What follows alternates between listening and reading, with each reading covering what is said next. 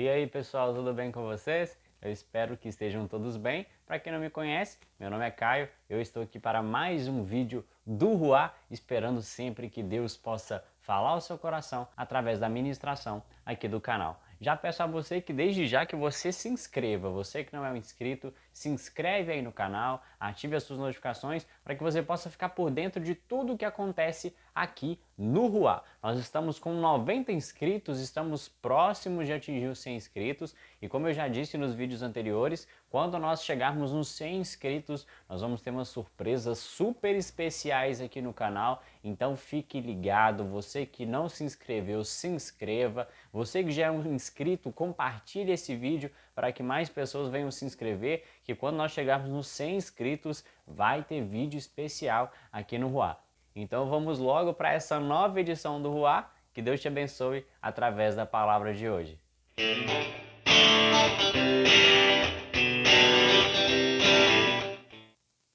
Muito bem, no vídeo de hoje nós vamos estar aprendendo um pouquinho sobre Mefibosete. Isso mesmo, Mefibosete. Um nome um pouquinho estranho, mas Mefibosete, ele tinha uma linhagem real. Ele era neto de Saul, filho de Jonatas, que era o melhor amigo de Davi, e nós vamos aprender um pouquinho com a vida de Mefibosete. Vai ser uma palavra um pouco curtinha, mas você vai tirar lições valiosas. Tenho certeza que Deus vai falar com você através da nossa mensagem de hoje.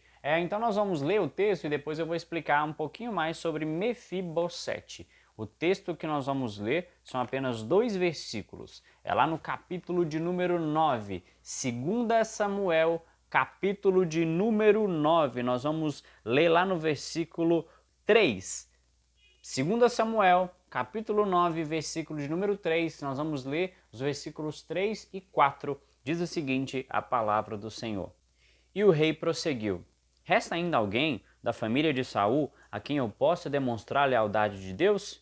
Ao que replicou Ziba: ainda há um filho de Jonatas, aleijado dos pés. E o rei desejou saber: e onde se encontra agora? Diante do que Ziba lhe disse, na casa de Mequir, filho de Amiel, em Lodebar.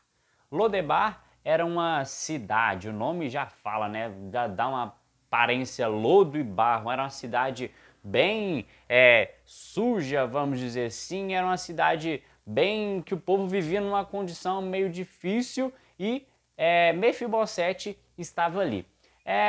Antes de Jonatas morrer, Davi havia prometido a Jonatas que ia agir com misericórdia para com os membros da casa dele. Jonatas era filho de Saul, que era o rei, perseguindo ali Davi, tentando matar Davi, mas Jonatas era um amigo leal de Davi e ele sabia que, no fim, a promessa do Senhor ia se cumprir, né? A escolha de Deus que ungiu Davi como novo rei ia se cumprir, e ele pediu para que Davi agisse com misericórdia para com a casa de Jonatas, porque era uma tradição naquela época que quando outro rei assumia, às vezes eles iam lá e acabavam com toda a linhagem da família do antigo rei, vamos dizer assim, quando era eleito um rei de uma família diferente, e ele ia lá e dizimava a família para que ninguém viesse ali reclamar o reino, alguma coisa assim, e Jonatas pediu para que Davi agisse com misericórdia para com a casa dele e isso Davi fez, como nós vemos aqui nesse texto.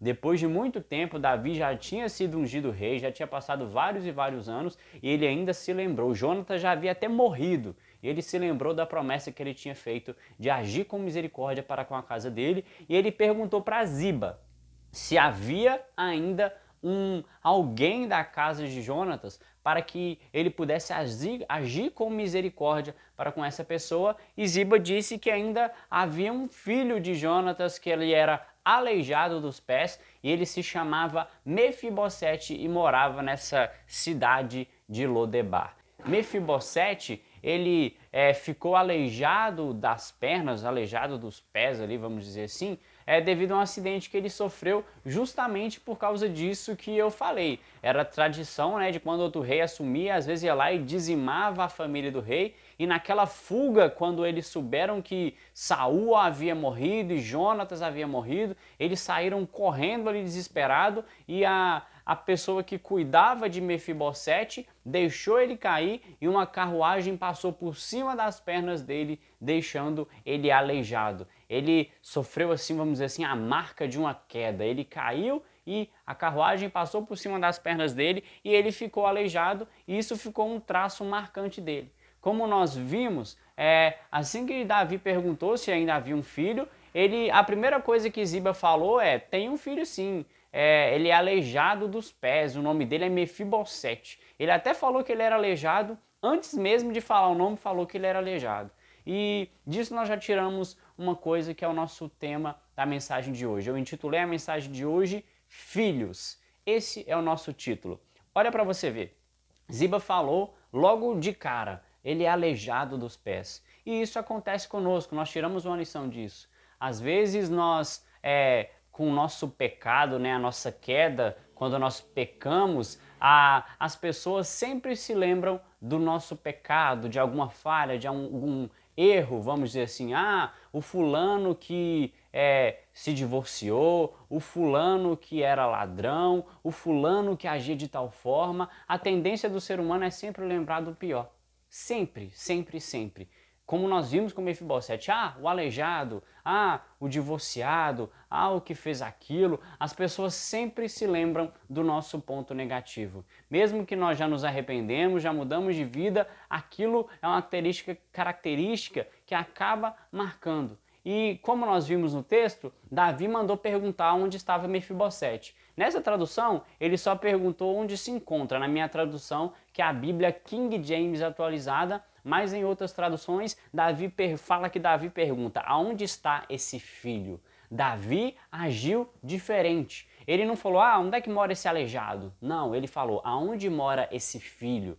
Tratou ele como filho, ele era uma pessoa, ele era um filho. E assim, Deus fez conosco. Deus, mesmo nós sofrendo dessa queda, olha para você ver outra lição que nós tiramos de Mefibosete. Mefibosete ficou marcado por uma queda e nós também, como seres humanos, somos marcados por uma queda. A queda de Adão e Eva no Jardim do Éden, é o pecado. Assim como Mefibosete ficou aleijado, ficou marcado, nós também ficamos marcados pelo pecado. E mesmo assim, Deus nos chama de filhos. Ele nos deu a oportunidade de sermos chamados filhos de Deus mediante o sacrifício de Cristo Jesus. Ele não nos olha e imputa somente o pecado, só olha, aquele pecador. Mesmo nós sendo sujos, ainda mortos no pecado, no delito, ali no pecado, como diz Romanos 5, mesmo nós ainda em pecado, no tempo certo, ele veio e nos resgatou e ele nos chama de filhos. Nós somos filhos de Deus, nós temos a oportunidade de nos tornarmos filhos de Deus quando nós cremos em Jesus Cristo como nosso Senhor.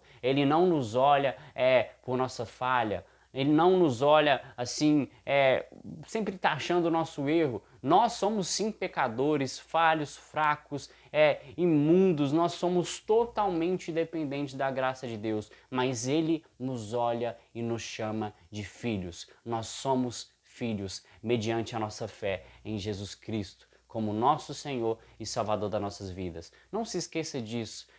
Para muitos você pode ser imputado por alguma falha, algo que aconteceu em sua vida, mas Deus te vê como um filho. A partir do momento que você se arrepende do seu pecado, você se entrega a Jesus, você é uma nova criatura e tudo se fez novo na sua vida. E Deus te olha como um filho dele. Amém? Que Deus possa te abençoar, falar ao seu coração através dessa mensagem. Como eu disse, é um textinho bem curto, mas que tem lições valiosas. Amém? Nós estaremos juntos aqui, se Deus nos permitir, na semana que vem e espero que em breve nós tenhamos o vídeo especial dos 100 inscritos. Então compartilhe para que mais e mais pessoas venham se inscrever e receber a palavra de Deus, que mais pessoas venham ser alcançadas pela palavra.